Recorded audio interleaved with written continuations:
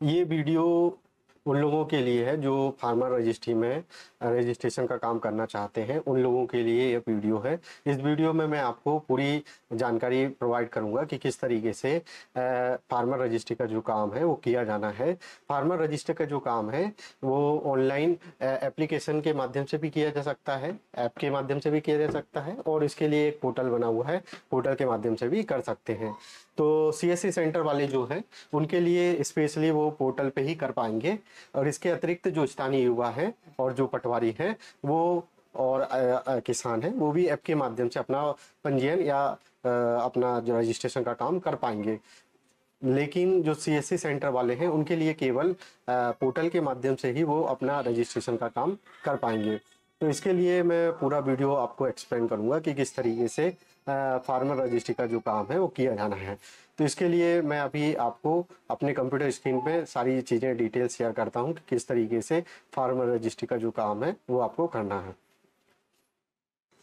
Farmer registry में जो registration का काम है उसमें फार्मर रजिस्ट्री का मतलब यह है कि जितने भी मध्य प्रदेश के अंदर जो इन लोगों की भूमि है और उन भूमि के जो स्वामी हैं उनके लिए एक आईडी बनाई जाएगी। ये आईडी यूनिक आईडी होगी किसान की, जिसके माध्यम से आगे चल के वह किसी भी सरकारी योजना का लाभ ले पाएंगे।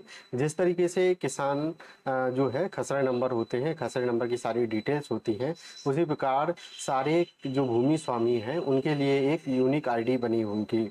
जैसे कि हम लोगों की सभी की आधार बना हुआ है। आधार में क्या होता है कि जब आधार नंबर जो है वो किसी भी व्यक्ति की डिटेल को शो करता है, उसके व्यक्ति विशेष की जानकारी को शो करता है। जो फार्मर रजिस्ट्री में जो फार्मर आईडी बनेगी उसमें फार्मर आईडी के बेस पे उस भूमि स्वामी की जानकारी हमको प्राप्त हो पाएगी कि उस व्यक्ति की एमपी के अंदर कहाँ कहाँ किस जिले में किस गांव में भूमि है। तो इस तरीके से फार्मर आईडी का उपयोग आने वाली सरकारी योजनाओं में किया जा सकता है। तो फार्मर आईडी का जो मेन उद्देश्य यह है कि हम सभी किसानों की जो जिनके नाम पे भूमि है उनकी फार्मर आईडी बनेगी। यदि फार्मर आईडी जिन किसानों की यदि फार्मर आईडी नहीं बनती है तो उनको आगे चल के पीएम किसान और सीएम किसान की जो योजना का लाभ है वह लाभ निरंतर प्राप्त नहीं हो पाएगा। वह किसान जब तक पीएम किसान का रजिस्ट्रेशन में अपना फार्मर आईडी नहीं कराएगा, नहीं बनवाएगा, तो उन लोगों को आगे चल के पीएम किसान सीएम किसान की योजना का लाभ प्राप्त नहीं होगा। इसके लिए शासन द्वारा एक निर्देश जारी हुआ है, उस निर्देश का पालन में ये सारे कार्यक्रम चल रहा है। इस तरीके से जो भी किसान है उन लोगों की जानकारी के लिए मैं बता दूं कि उन लोगों को पीएम किसान और सीएम किसान की राशि आगामी किस्तों को प्राप्त करने के लिए फार्मर रजिस्ट्री बनाना अनिवार्य है। तो इस तरीके से फार्मर रजिस्ट्री जो है वो उसकी वैल्यू है उसको हम समझने का प्रयास किया है। अब फार्मर रजिस्ट्री जो है, फार्मर रजिस्ट्री में जो आईडी बनेगी तो वो आईडी सीएससी सेंटर के माध्यम से बन सकती है, आप स्थानीय युवा के माध्यम से बनवा सकते हैं, पटवारी के माध्यम से बना सकते हैं, या किसान स्वयं के माध्यम से भी बना सकते हैं। इस तरीके से ये 4 माध्यम बनाए गए हैं जिनके माध्यम से किसान के द्वारा जो है रजिस्ट्रेशन किया जाना है। तो इस तरीके से सबसे पहले मैं आपको बता दूं तो इसके लिए हम क्या करते हैं, नीचे चलने का प्रयास करते हैं और ये समझने का प्रयास करते हैं कि यह रजिस्ट्रेशन का काम जो है वो किस प्रकार से होना है। फार्मर रजिस्ट्री जो है, फार्मर रजिस्ट्री में किसान का जो है यूनिक मोबाइल नंबर का उपयोग किया जाना है। यूनिक मोबाइल नंबर का मतलब कि आधार में क्या हो रहा है कि आधार में एक जो मोबाइल नंबर है वो परिवार के अन्य सदस्यों के साथ भी लिंक है। इस कारण क्या हो रहा है कि जब ओटीपी के अब प्रॉब्लम आ रही है बार बार, तो उस कारण ये समस्याएं प्राप्त हो रही हैं। तो इसलिए शासन के निर्देश है कि जिन किसानों की फार्मर रजिस्ट्री बनना है उनके लिए यूनिक मोबाइल नंबर का उपयोग किया जाए। तो सबसे पहले किसान क्या है, अपने आधार में अपना जो भी है न्यू मोबाइल नंबर, यदि जो ऑलरेडी कहीं और लिंक मोबाइल नंबर है उसको छोड़ के एक नया नंबर आपको लेना पड़ेगा, उस नए नंबर को आपको आधार में लिंक कराना होगा। तो इस तरीके से आधार में जब आप लिंक करा लेंगे तो उसके उपरांत आप फार्मर रजिस्ट्री का रजिस्ट्रेशन कराना आपके लिए ईजी पड़ेगा। इसके अतिरिक्त जो भी है मैं आपको और डिटेल में शेयर करते जा रहा हूँ कि किस तरीके से सारी चीज़ों को किया जाना है। तो सबसे पहले ये हम देख लेते हैं कि यह फार्मर रजिस्ट्री का जो है मैंने आपको बता दिया हूँ 4 माध्यम से रजिस्ट्रेशन होना है। इसके अतिरिक्त जो रजिस्ट्रेशन की प्रोसेस है वो मैं आपको एक बार क्लियर कर दूं कि वह किस तरीके से होनी है। तो इसके लिए सबसे पहले इसके लिए अपन चलते हैं। तो ये अभी आप स्क्रीन देख पा रहे हैं। तो यहाँ पे सबसे पहले तो आप जो है स्थानीय युवा के माध्यम से भी करा सकते हैं रजिस्ट्रेशन, सीएससी सेंटर के माध्यम से, स्थानीय युवा के माध्यम से भी आप करा सकते हैं, स्थानीय युवा के भी माध्यम से करा सकते हैं, सीएससी सेंटर वालों के माध्यम से करा सकते हैं, पटवारी के माध्यम से भी करा सकते हैं, या जो है किसान स्वयं भी कर सकता है। तो सबसे पहले जो है रजिस्ट्रेशन की प्रोसेस स्टार्ट होगी। उसके बाद क्या होगा, जैसे ही आप आधार यहाँ पे आधार जब डाल देंगे, आधार जो नंबर है, आधार नंबर के साथ आधार प्लस ओटीपी जो आप आएगी वो जैसे ही आप डालेंगे तो आप आगे बढ़ के लैंड के रिकॉर्ड का जो है वेरिफिकेशन कर पाएंगे। तो सेकंड पहली स्टेप में आप क्या है, आधार आपके लिए अनिवार्य है। दूसरी स्टेप में जिस भी भूमि स्वामी का आप रजिस्ट्रेशन कर रहे हैं उनके जिस जगह भी भूमि है उसका लिंक होगा, उसका वेरिफिकेशन होगा, उसका डेटा फैच किया जाएगा। उसके बाद ओटीपी के माध्यम से उस किसान का सत्यापन किया जाएगा कि उनकी जो लिंक भूमि है यह है। उसके बाद भूमि का वेरिफिकेशन और चयन हो जाने के बाद ये जो है तीसरी और चौथी स्टेप हो जाने के बाद ई साइन के लिए वेरिफिकेशन के लिए यहाँ पे मैं आपको बता दूं कि वेरिफिकेशन के लिए आपका फेस जो है, फेस के माध्यम से आपका वेरिफिकेशन होगा, भौतिक सत्यापन होगा।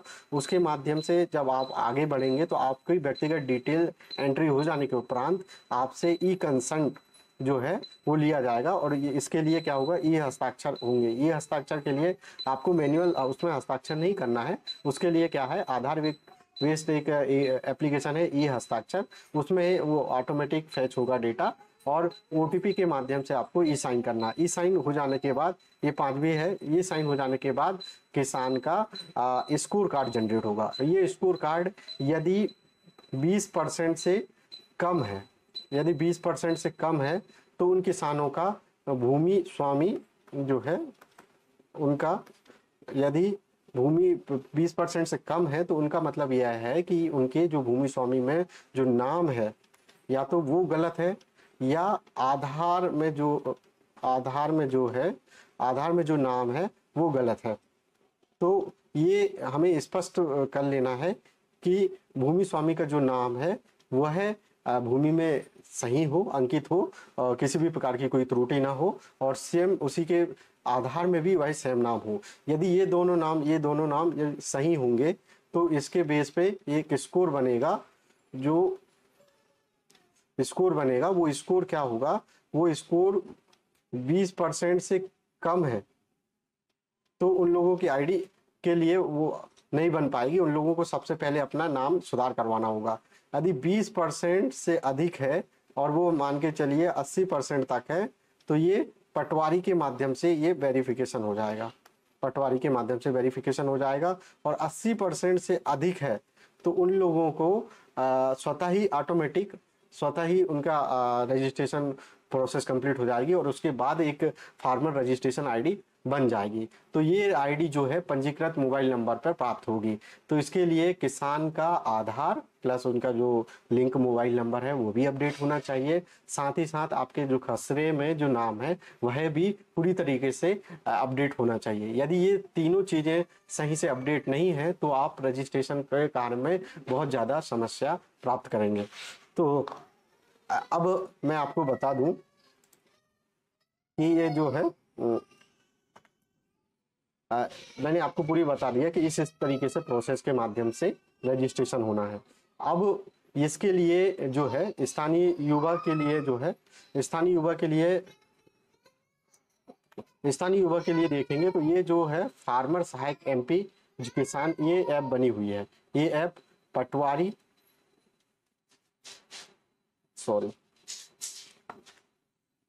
ये जो ऐप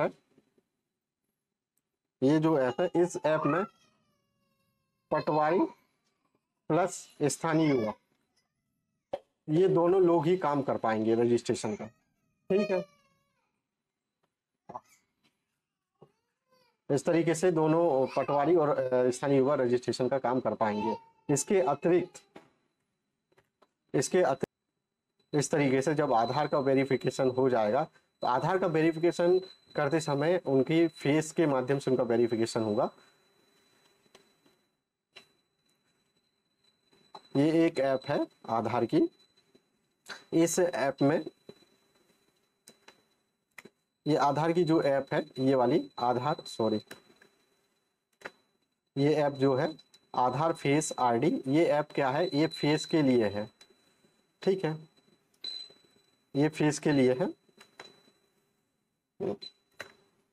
ये जो ऐप है ये फेस के लिए है, फेस के जो है, फेस के माध्यम से जो वेरिफिकेशन होगा उसमें इस तरीके से ये सारी चीज़ें हैं। पहली बार में यदि ऐप इंस्टॉल कर रहे हैं तो वाइल यूजिंग दिस ऐप ये सिलेक्शन करना है, प्रोसेस करना है। प्रोसेस करने के बाद एक कैमरा ऑन होगा, कैमरा ऑन हो जाने के बाद इस तरीके से ये फोटो, और उसमें ये ग्रीन कलर की जो सर्कल है, इस मीन्स कि आपकी फोटो क्लियर आ रही है, आप उसके साथ आगे प्रोसेस कर पाएंगे। यदि ये सर्कल रेड में आता है तो रेड में आने का मतलब है कि आपकी फोटो स्पष्ट नहीं आ रही है, आप फिर से उसे स्पष्ट करें, है ना। इस तरीके से यदि ग्रीन आ रही तो आप आगे प्रोसेस कर पाएंगे। तो आगे अब नेक्स्ट आगे बढ़ेंगे। तो नेक्स्ट आगे बढ़ने के बाद जिस तरीके से आप उनका आधार, ओटीपी और ये मोबाइल नंबर का लिंक कर देंगे, तो उसके बाद आप किसान की व्यक्तिगत डिटेल आएगी। तो व्यक्तिगत डिटेल में किसान की जो है उसका आधार आपने डाल दिए, तो आधार डालने के बाद ये फार्मर का नेम आएगा।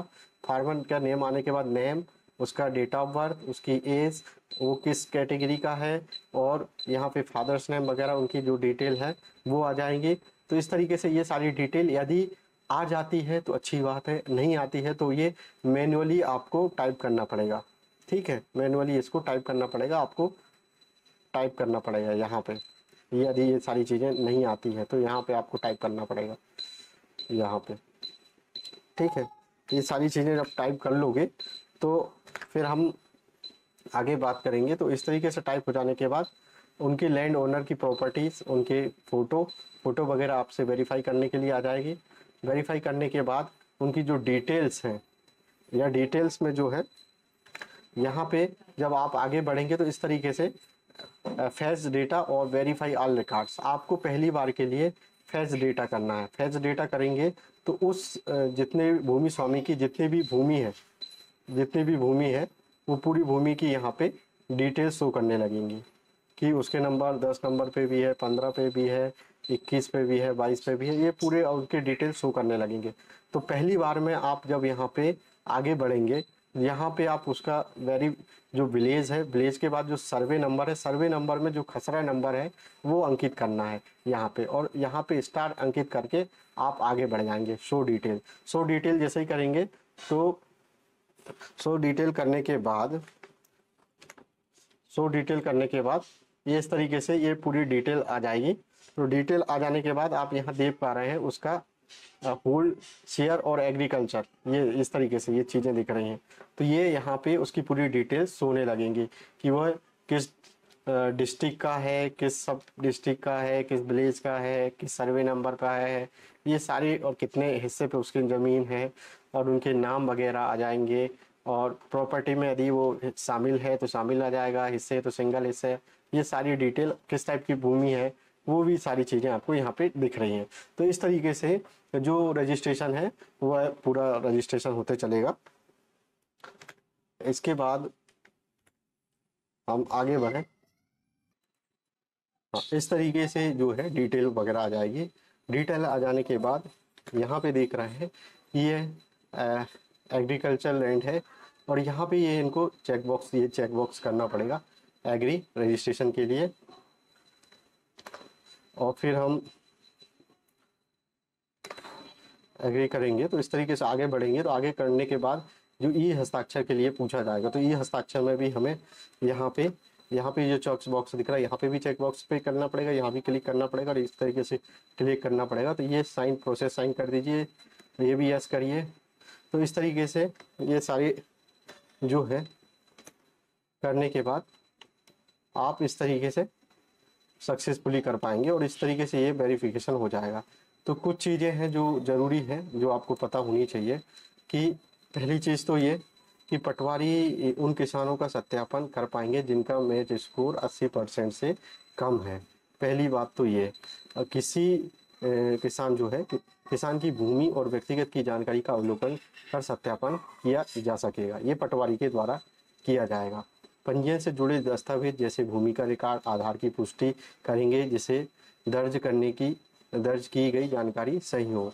ये किसान के द्वारा जो है भूमि स्वामी जो है उनके लेके आएंगे रजिस्ट्रेशन के समय, तो आप उनका मिलान कर लेंगे। सत्यापन के बाद पटवारी पंजीकृत किसान के रिकॉर्ड को स्वीकृत कर पाएंगे और जिससे किसान को सरकारी योजना का लाभ मिल पाएगा और फार्मर आईडी जनरेट हो जाएगी।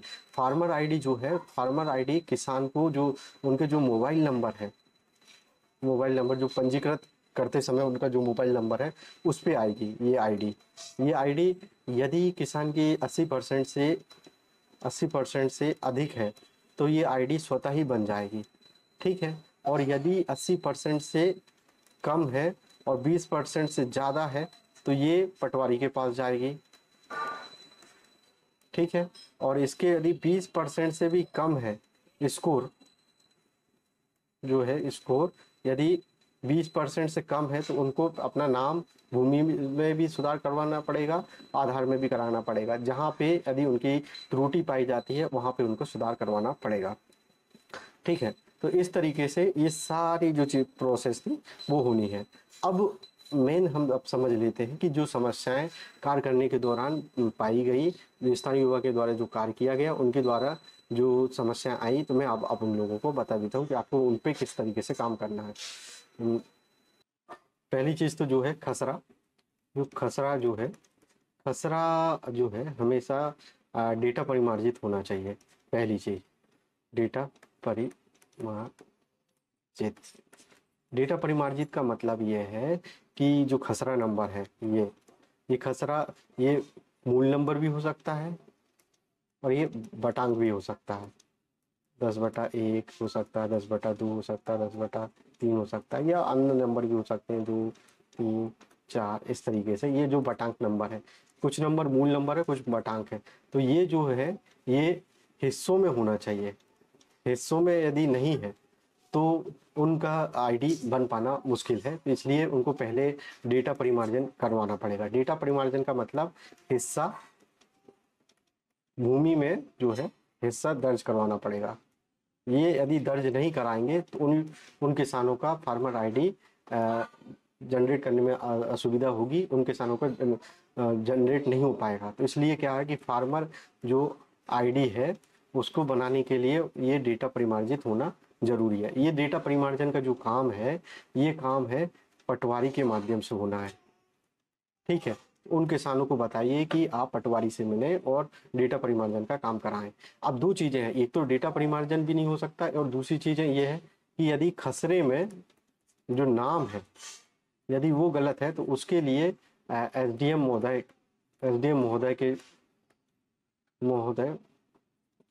महोदय की तरफ जाके उनके कार्यालय में अपना आवेदन प्रस्तुत करना होगा कि उनके जो है खसरे में नाम गलत है। तो उस संबंध में पूरा दस्तावेज और विधिवत केस दर्ज होके उसमें निराकरण होगा। तो ये वाला काम जो है ये खसरे में ये एसडीएम महोदय के यहाँ पे ये सब जो है उनके यहाँ पे जाके कार्य करना होगा, है ना। और तीसरी चीज ये हो सकती है कि आधार में यदि नाम गलत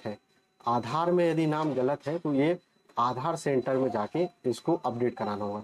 आधार में नाम के साथ साथ उनका जो है मोबाइल नंबर भी उनको चेक करना पड़ेगा कि वो भी सही हो। यदि वो जो नंबर है वो ऑलरेडी एक से अधिक व्यक्तियों पे यूज हो गया है, एक से अधिक व्यक्तियों के लिए यूज हो गया है, तो कृपया अपना जो है मोबाइल नंबर जो है वो अपडेट करा लें। यदि ये अपडेट नहीं कराएंगे तो फिर उनका फार्मर आईडी जनरेट करने में समस्या होगी। तो इस तरीके से ये खसरा प्लस जो आधार, ये जो है आधार, ये दोनों चीज़ें उनकी पहले आप चेक कर लीजिए। ये सारी डिटेल आप चेक कर लेंगे तो उसके बाद ही आप रजिस्ट्रेशन का काम करें तो आपके लिए सुविधा होगी।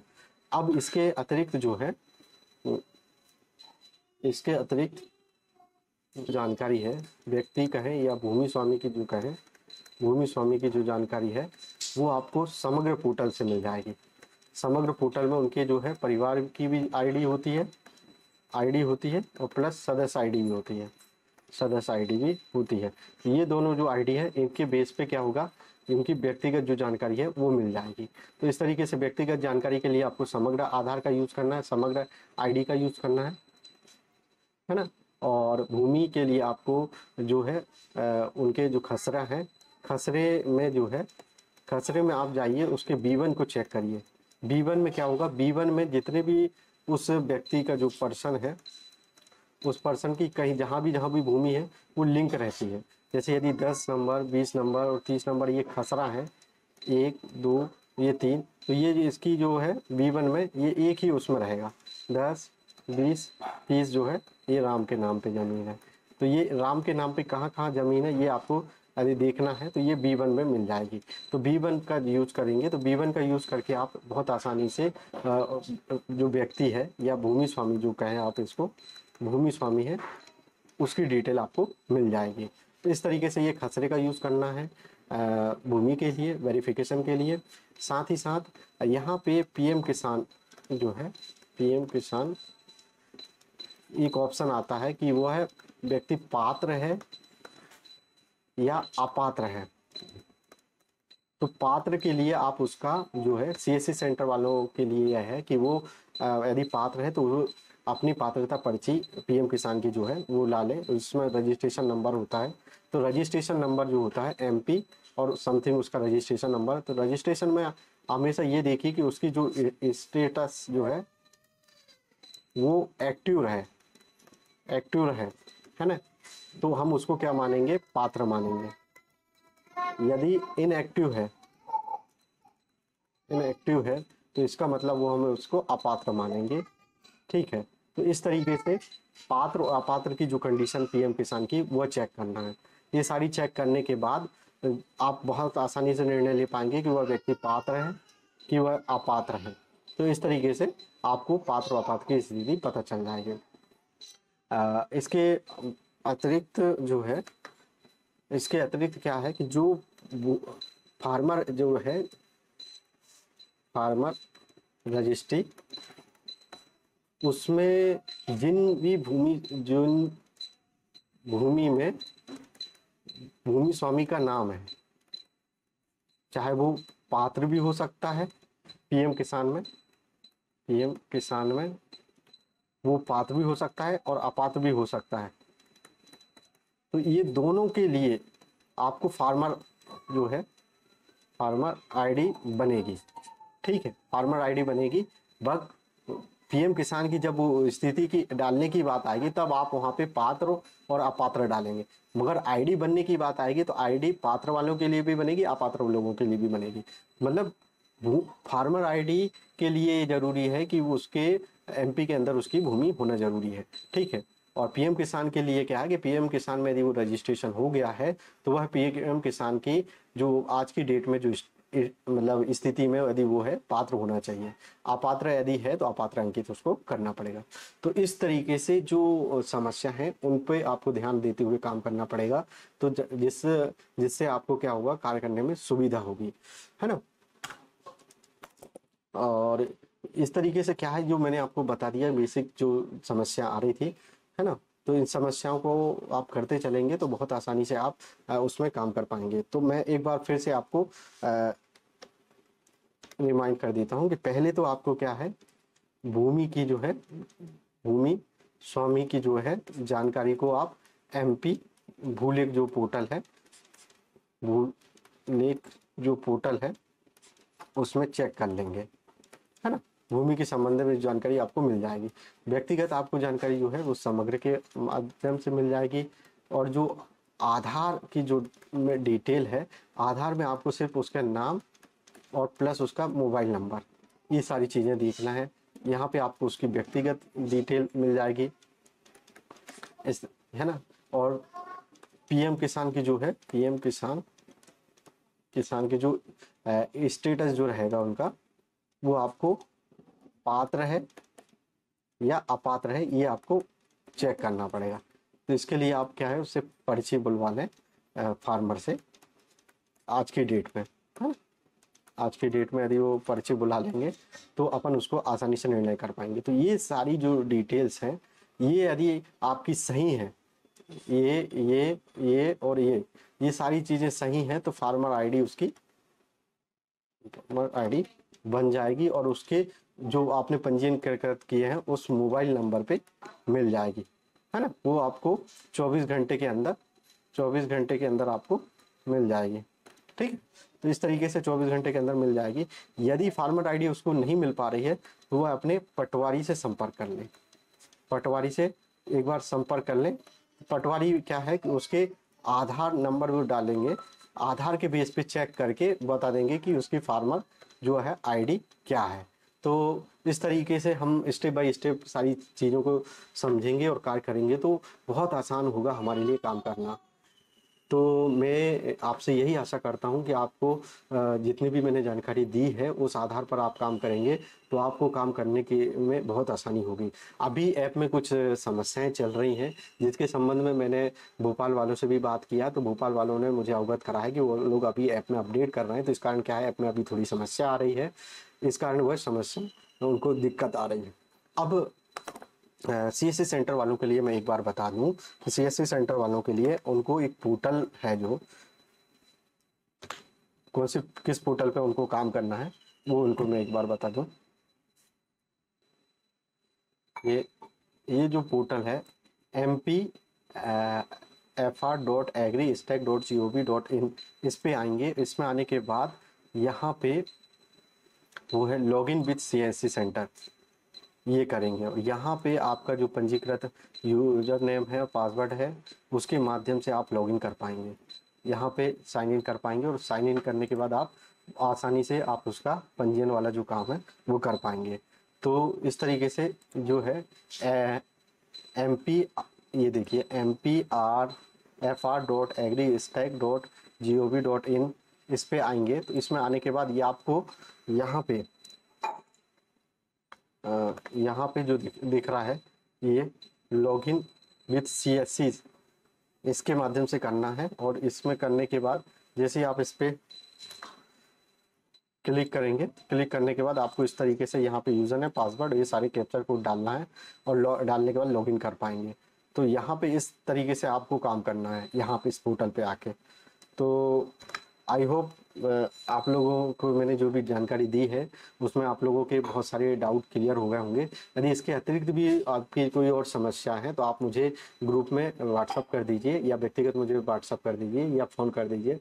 तो जो भी नई नई समस्या आएंगी उनके लिए हम पृथक से वीडियो भी बना लेंगे या फिर हो सके तो हम उसको प्रशिक्षण या फिर भोपाल के माध्यम से उसका निराकरण करने का प्रयास करेंगे।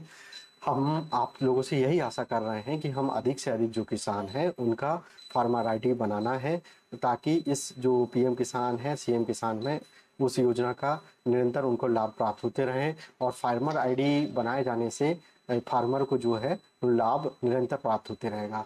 तो आई होप मैंने आप लोगों को बहुत सारी डिटेल दी है। आशा यही है कि आप लोग बहुत अच्छा करेंगे और यदि कोई कमी हो गई होगी या कोई छूट गया होगा तो मुझे व्यक्तिगत मुझे बता देंगे तो मैं उसका निराकरण कर दूंगा। तो आई होप, थैंक यू सभी लोगों को।